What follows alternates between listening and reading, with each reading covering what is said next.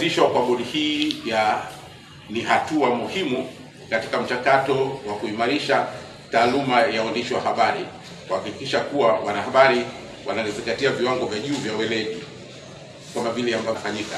Na kwa ajili hiyo sasa, kuanzia leo bodi hii inatangaza kwa waandishi wa habari kwamba tutaanza kutoa press cards. Waandishi wa habari wa nchi hii wanatambulika kirasmi na wamesajiliwa rasmi. Sasa shahada ya masuala ya habari au inayoendana na masuala hayo, au shahada ya fani nyingine yoyote, na shahada ya uandishi wa habari. Kama wewe mtangazaji, yani tofauti yako wewe mtangazaji na mtu yoyote, kwa sababu wewe mtangazaji si sauti.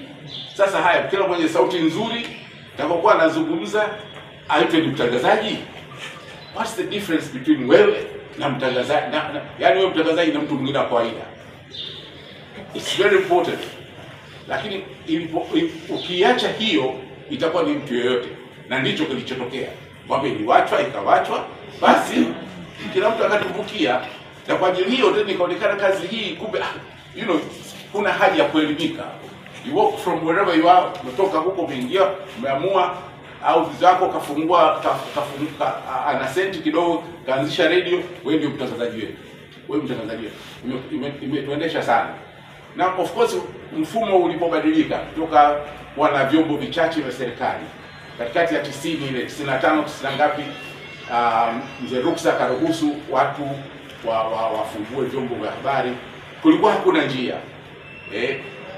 Ilikuwa either kama umefungua radio, kila mzee wengi walipofungua kusupesi, hakuna mahali walivamia radio Tanzania. Wakachukua kina marehemu kina Charles Hillary kwenda kuanzisha kule kusaidia, lakini ilibidi station ziendelee. Kwa hiyo zifungua nyingi, kila mtu akaanzisha vyombo vyake. Imepita miaka sasa. Almost nawasikia sasa hivi watu wa Star wanaadhimisha karibu miaka 30. Kwa hiyo imepita miaka mingi. Wakati umefika sasa wa kuliacha hilo na kuweza kuangia katika utaratibu ule sahihi. Vyombo vimeundwa, vipo, vimefanya kazi. Na hasa sasa shughuli imekuwa ngumu zaidi au mbaya zaidi. Teknolojia nayo imeingia, kumeanzishwa mitandaoni. Unaamka tu kesho mtandao wako uko barabarani. Mimi baada ya kustaafu hivi nikakaa nasinzia tu kila siku. Na mimi nianzishe chako. Si mmeniona leo juzi nimefungua legit.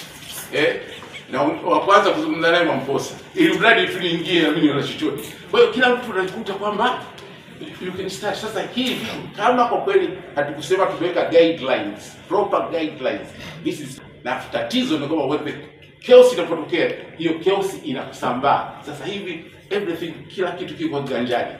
Unawapata watu ambao wao ni kelele tu, soga, mbwembwe na vitu kama hivi, na wao kwa sababu ndio wana mvuto wa kuentertain watu asubuhi, watu wote wanapata maneno yasiyokuwa sahihi, ili mradi vurumai, fujo tu, na hicho kitu ndio kinakwenda kwa taifa, na hivyo ndivyo taifa linavyokomaa. Kwa kweli it's serious. Tunaweza tukaangalia kwa hali ndogo, hali ambayo kwa kweli tunaidharau yake ni mabaya sana. Baada ya muda si mrefu mnajikuta kwamba nchi yenu inakuwa katika mazingira ambayo people cannot really, hawawezi wakaweka mahesabu yanayosema na kuweka taifa mbele. If anything, utabaki watu wachache tu ambao ndio watakuwa hivyo, lakini kinachotakiwa ni spectrum kubwa ya taifa kuwa na uelewa wa mambo. Kwa hiyo nadhani swala la kwamba waandishi wa habari lazima wawe na elimu inastahiki, lazima tuikubali. Lazima tuikubali. Ningewasihi sana waandishi wa habari, waandishi wa habari ndio ule nilikuwa ukisema. Isiwe tu ni kwamba una uwezo wa kuzungumza. Hapana. Tuwe na edit. Kuna vitu vingine ambavyo vimeongezeka katika uwezo wako. Watu wanaopaswa kuomba ithibati na kupewa vitambulisho ni pamoja na wahariri, editors, reporters, waandishi wa habari wa kujitegemea, yani freelancers, wapiga picha, yani photographers, wazalishaji wa habari, news producers, na watangazaji wa radio na television wanaofanya kazi katika vyombo vya habari. Hiyo ndio orodha ya wale ambao wanawajibika kupata vitambulisho hivi. Kila mwandishi wa habari ni yule ambaye ana kipaji. Kisiwe kipaji peke yake, lazima kipaji kiwe kinaendana na elimu, kwa sababu utakuwa umefundishwa kwamba haya ndio maudhui ya habari yanavyotaka. Habari inatakiwa kuwa iendeshwe hivi, kwamba kila kitu duniani kina mpangilio wake unaotakiwa. Kwa hiyo ningependa hili tuzingatie sana. Bodi yetu imekaa vizuri sana, na pamoja na msaada wa kitaalamu wa serikali hatutapenda tuchezewe kwa upande huo. Mimi ningependa kuonya hapo, na tusingefika pahali ambapo tungependa kujaribiwa.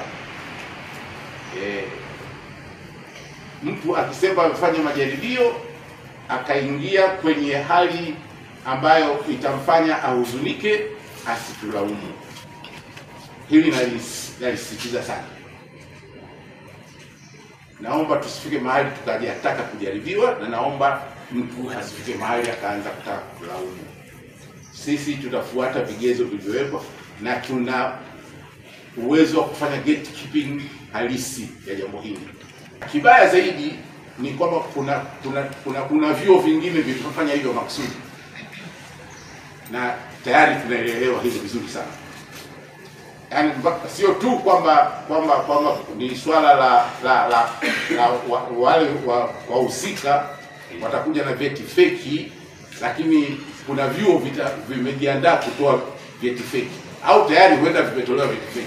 Kama tafadhali nakuonya, umepewa cheti tayari ambacho unajua wewe mwenyewe hukusomea, ulikwenda ukapiga wiki moja pale ya kuzunguka kwenye kile chuo, siku ya pili ukapewa cheti, tafadhali usijaribu.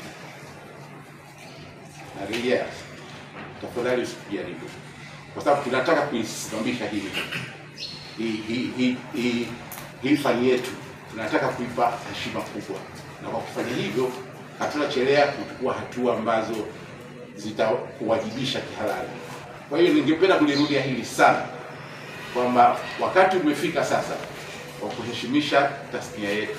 Wakati wa uandishi wa habari kwa ujumla wake kuchezewa umekwisha. Tunataka watu heshimu kama wanavyoheshimiwa watu wengine katika ofisi nyingine ambazo zinaonekana kuwa na heshima. Waandishi wa habari bainika kuwasilisha vyeti vya nyaraka za kugushi, watachukuliwa hatua kali bila kujali hatua waliokuwa wamefikia katika mchakato wa usajili. Hatua hizi zitajumuisha kufutiwa mara moja kwa usajili wao, kuwasilishwa katika vyombo vya sheria kwa ajili ya kuchukuliwa kwa hatua stahiki, pamoja na kupigwa marufuku kujihusisha na shughuli za uandishi wa habari au majukwaa mengine ya kitaaluma. That's the kind of action ambayo tutachukua. Sasa hili tunasisitiza kwa kweli, na ningeomba ninyi mkae muonyane, kwa sababu mnaelewana, na lengo kubwa hapa ni kuheshimisha tasnia yetu. Tumechezewa sana.